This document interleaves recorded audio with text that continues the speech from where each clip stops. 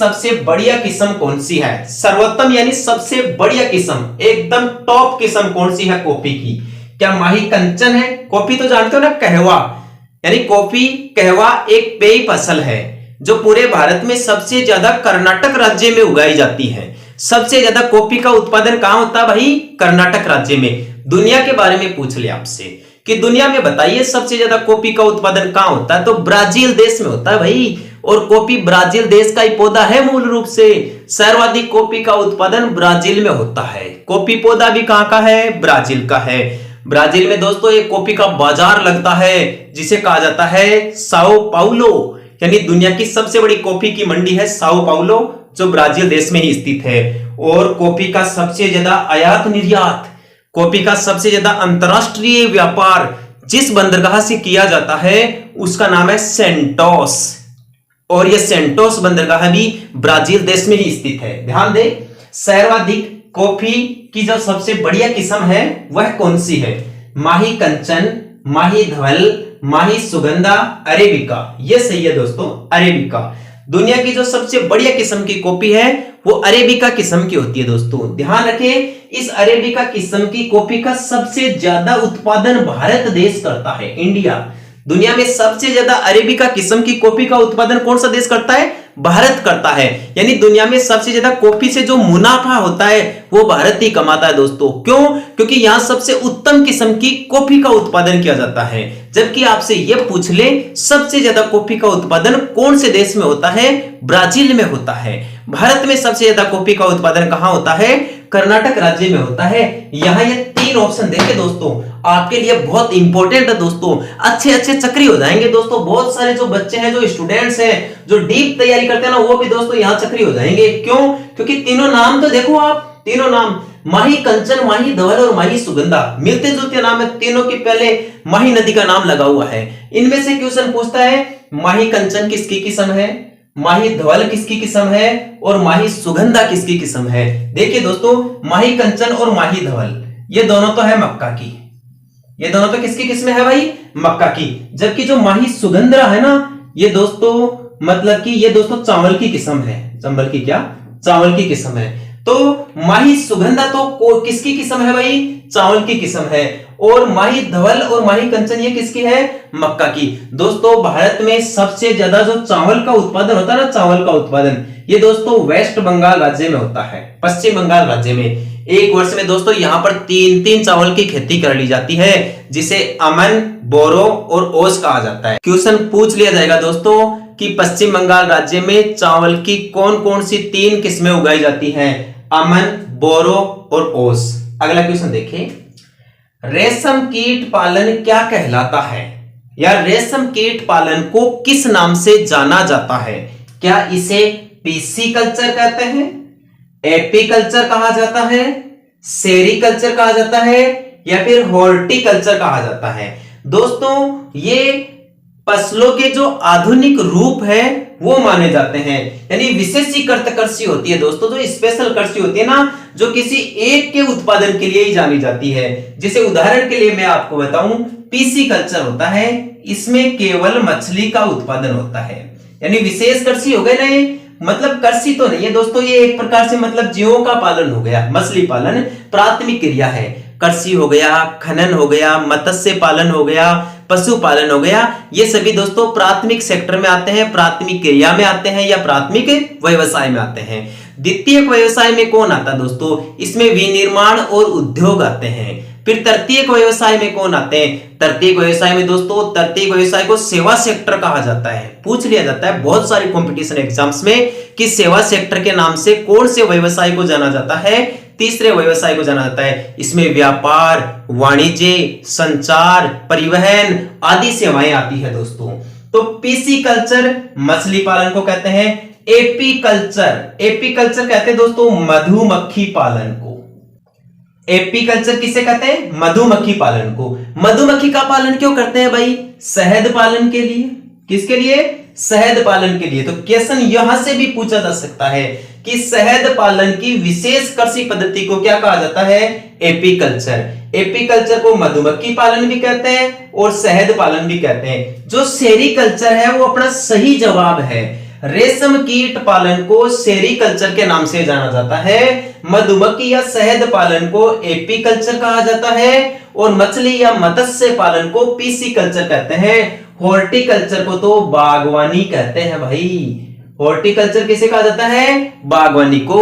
या बागवानी कृषि से संबंधित विशेषीकृत कृषि कौन सी है? बागवानी कृषि को कहते हैं भाई साहब हॉर्टिकल्चर। अगला क्वेश्चन देखें, पूर्वी मैदानी प्रदेश में कितने जिले आते हैं? दोस्तों ये आप जरूर ध्यान रखना, एक बार पहले भी बता चुका हूं इसके बारे में कि इन दो आंकड़ों का तो विशेष ध्यान रखना, रट लेना दोस्तों इन दोनों आंकड़ों को कि थार के मरुस्थल में कितने जिले आते हैं? 12 जिले आते हैं। अरावली में कितने जिले आते हैं? 13 जिले आते हैं। और पूछ क्या रहा है, पूर्वी मैदानी प्रदेश में कितने जिले आते हैं? पूर्वी मैदानी प्रदेश में आते हैं भाई साहब 10 जिले। बच गया एक ही भौतिक प्रदेश, हाड़ौती का पठार, जिसे दक्षिणी पूर्वी पठार भी कहते हैं। हाड़ौती के पठार में राजस्थान के कितने जिले आते हैं? 7 जिले। दोबारा देखें, कंसेप्ट क्लियर करें। थार के मरुस्थल में जिलों की संख्या 12, अरावली पर्वतीय प्रदेश में जिलों की संख्या 13, हाड़ौती के पठार में जिलों की संख्या 7, पूर्वी मैदानी प्रदेश में जिलों की संख्या 10। राजस्थान में कुल कितने जिले हैं? 33। 33वां जिला कौन सा बना? प्रतापगढ़ बना। ध्यान रखना दोस्तों। और यह भी आप ध्यान रखना कि राजस्थान के बीच में स्थित जिले कितने हैं? 8। राजस्थान में वह जिला कौन सा है जो सबसे ज्यादा जिलों के साथ सीमा बनाता है? पाली जिला है। कितने जिलों के साथ सीमा बनाता है? 8 जिलों के साथ सीमा बनाता है। राजस्थान में अंतरराष्ट्रीय सीमा पर कुल कितने जिले हैं? 4 जिले हैं। केवल अंतरराष्ट्रीय सीमा पर कितने जिले हैं? 2 जिले हैं। ऐसे जिले कितने हैं जो अंतरराष्ट्रीय और अंतरराज्य दोनों प्रकार की सीमा बनाते हैं? ऐसे भी 2 जिले हैं, एक तो गंगानगर और दूसरा बाड़मेर। राजस्थान कितने राज्यों के साथ सीमा बनाता है? 5 राज्यों के साथ सीमा बनाता है। राजस्थान कितने देशों के साथ सीमा बनाता है? एक देश के साथ सीमा बनाता है, केवल पाकिस्तान देश के साथ। आपसे पूछ ले 5 राज्यों में राजस्थान सबसे लंबी सीमा किसके साथ बनाता है? मध्य प्रदेश के साथ बनाता है, 1600 किलोमीटर लंबी। आपसे पूछ ले राजस्थान सबसे छोटी अंतरराज्यीय सीमा किससे बनाता है? पंजाब राज्य से बनाता है, केवल 89 किलोमीटर की सीमा बनाता है। कंसेप्ट क्लियर है ना दोस्तों? अगला क्वेश्चन देखिए, राजस्थान में सर्वाधिक बीहड़ भूमि कहां पाई जाती है? बीहड़ भूमि जानते हो दोस्तों?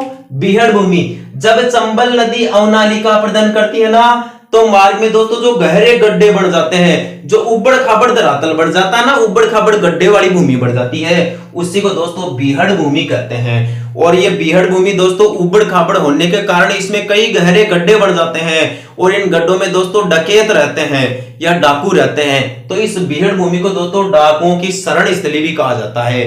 इसलिए चंबल के बीहड़ों में दोस्तों डाकू ज्यादा पाए जाते हैं। वो फिल्म देखी या नहीं दोस्तों आपने, पान सिंह तोमर? वो पान सिंह तोमर दोस्तों पूरी की पूरी इस बीहड़ भूमि पर ही बनी हुई है। यदि बीहड़ों के बारे में जानना चाहते हैं, बीहड़ों का ओरिजिनल दृश्य देखना चाहते हैं, तो पान सिंह तोमर मूवी जरूर देखें दोस्तों। तो राजस्थान में सबसे ज्यादा बीहड़ भूमि कौन से जिले में है? क्या धौलपुर जिले में है, करौली जिले में है, सवाई माधोपुर जिले में है, कोटा जिले में है? इनमें से दोस्तों इन 3 जिलों में सबसे ज्यादा बीहड़ भूमि पाई जाती है, धौलपुर, करौली, सवाई माधोपुर। करौली को तो आप जानते हो ना, करौली को दोस्तों डांग की रानी कहते हैं भाई, डांग की रानी। यानी इन बीहड़ भूमि वाले क्षेत्र को डांग कहा जाता है। डाकुओं के निवास स्थान को डांग क्षेत्र कहा जाता है, जिसमें 3 जिले आते हैं, धौलपुर, करौली और सवाई माधोपुर। अब दोनों के बीच में है दोस्तों डांग की रानी।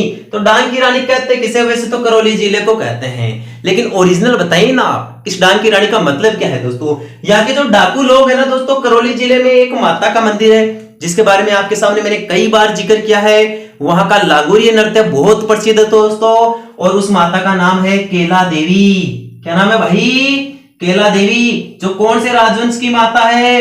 यादव राजवंश की माता है, यादव वंश की कुलदेवी मानी जाती है दोस्तों केला देवी। ये केला देवी यादव वंश की कुलदेवी तो है ही, साथ में दोस्तों इस डांग क्षेत्र में जितने भी जो डाकू लोग पाए जाते हैं ना, उन डाकुओं की आराध्य देवी भी है दोस्तों ये केला देवी। और इस अपनी आराध्य देवी को, केला देवी के मंदिर को या इस केला देवी माता को ये डाकू लोग डांग की रानी कहते हैं। आ गई बात समझ में? ठीक है दोस्तों, डांग की रानी करौली जिले को कहते हैं। क्वेश्चन देखिए आप, राजस्थान में सबसे ज्यादा बीहड़ भूमि कौन से जिले में पाई जाती है भाई? सवाई माधोपुर जिले में पाई जाती है। सबसे ज्यादा बीहड़ भूमि का विस्तार कौन से जिले में है? सवाई माधोपुर जिले में है। कोटा में सबसे ज्यादा अवनाली का अपरदन होता है? पूछ ले, सबसे ज्यादा अवनाली का अपरदन चंबल नदी कौन से जिले में करती है? कोटा जिले में। दोस्तों कंसेप्ट समझ में आए क्या? ठीक तरीके से क्लियर हुए या नहीं हुए? नहीं है तो एक बार दोबारा रिवीजन कर लेता हूं मैं, ध्यान से देख लीजिए, शॉर्टकट रिवीजन होगा। देखिए कछारी मृदा किसे कहते हैं? जलोढ़ मृदा को कछारी मृदा कहते हैं। इसे दोमट मृदा भी कहते हैं। दुनिया की सबसे उपजाऊ मृदा होती है। आधुनिक वर्गीकरण के हिसाब से जलोढ़ को एल्फी सॉइल्स कहा जाता है। जलोढ़ मृदा दो प्रकार की होती है, एक खादर और एक बांगर। रेगुर मृदा को काली मृदा कहते हैं। काली मृदा को कपासी मृदा भी कहते हैं क्योंकि कपास के उत्पादन के लिए जानी जाती है। आधुनिक वर्गीकरण के हिसाब से काली मृदा को वर्टिसोल्स कहा जाता है। लेटेराइट मृदा को चाय मृदा के नाम से जाना जाता है। भारत में सबसे ज्यादा चाय का उत्पादन असम राज्य में होता है। एरिडोसोल्स मरुस्थलीय मृदा को कहा जाता है। माही नदी के मैदान को किस नाम से जाना जाता है? माही नदी के मैदान को छप्पन का मैदान या भाटी का मैदान कहते हैं। ये दक्षिणी राजस्थान में है। मेवाड़ का मैदान और मालपुरा का मैदान ये दोस्तों बनास नदी बनाती है। सर्वाधिक अवनाली का अपरदन चंबल नदी करती है। बनास नदी को वर्णासा नदी कहते हैं, चंबल को कामधेनु कहते हैं। ध्यान रखना दोस्तों। नर्मदा नदी अमरकंटक की पहाड़ी से निकलती है जो छत्तीसगढ़ राज्य में है। माही नदी दक्षिणी राजस्थान में है जिसे आदिवासियों की गंगा कहते हैं। अरावली को आडावाला बूंदी जिले में कहा जाता है भाई। उदयनाथ की पहाड़ियां और हर्षनाथ की पहाड़ियां अलवर जिले में हैं, जबकि हर्ष की पहाड़ियां सीकर जिले में है। हर्षनाथ की पहाड़ी पूछ ले तो अलवर कर देना, और केवल हर्ष की पहाड़ी पूछे तो बस केवल सीकर कर देना। सीकर जिले में मालखेत की पहाड़ियां भी स्थित है। अजमेर में तारागढ़ दुर्ग है जो गढ़वीटली पहाड़ी पर स्थित है। उदयपुर में गिरवा की पहाड़ियां हैं और तस्तरी नुमा पहाड़ियां हैं, लेकिन तस्तरी नुमा जिला सीकर जिले में है जिसे प्याले नुमा जिला भी कहते हैं। कॉफी की सबसे बढ़िया किस्म कौन सी है? अरेबिका दुनिया की सबसे बढ़िया किस्म की कॉफी की किस्म है जिसका सबसे ज्यादा उत्पादन भारत करता है। माही कंचन, माही धवल ये दो मक्का की किस्में हैं। माही सुगंधा चावल की किस्म है। सबसे ज्यादा चावल का उत्पादन पश्चिम बंगाल राज्य में होता है। रेशम कीट पालन को किस नाम से जाना जाता है? सेरीकल्चर के नाम से जाना जाता है। मधुमक्खी या शहद पालन को एपीकल्चर कहते हैं। मछली पालन को पीसी कल्चर कहते हैं और बागवानी उत्पादन को हॉर्टिकल्चर कहा जाता है। अगला देखिए, पूर्वी मैदानी प्रदेश में कितने जिले आते हैं? पूर्वी मैदानी प्रदेश में देख लीजिए दोस्तों, पूर्वी मैदानी प्रदेश में 10 जिले आते हैं। हाड़ौती में 7, अरावली में 17, अरावली में 13 और थार मरुस्थल में 12 जिले आते हैं। राजस्थान में सर्वाधिक बीहड़ भूमि कहां पाई जाती है? सबसे ज्यादा बीहड़ भूमि सवाई माधोपुर जिले में पाई जाती है, जबकि करौली को डांग की रानी कहते हैं। करौली में यादव वंश की कुलदेवी और इन डाकुओं की आराध्य देवी है केला देवी। ध्यान रखना दोस्तों, कोटा में सबसे ज्यादा अवनाली का अपरदन होता है। यदि दोस्तों आपको मेरे द्वारा पढ़ाया गया कंटेंट अच्छा लगा है, मेरा द्वारा पढ़ाया गया आपके लिए नॉलेज कामगार साबित हो सकता है दोस्तों, तो अपने YouTube चैनल को लाइक, शेयर एंड सब्सक्राइब जरूर करें। ठीक है दोस्तों, आज के लिए इतना ही। कल फिर मिलते हैं इसी वक्त, इसी अपने ऑनलाइन प्लेटफॉर्म पर, एनसीबी एजुकेशन हब पर। तब के लिए बाय बाय दोस्तों, धन्यवाद, राम राम सा।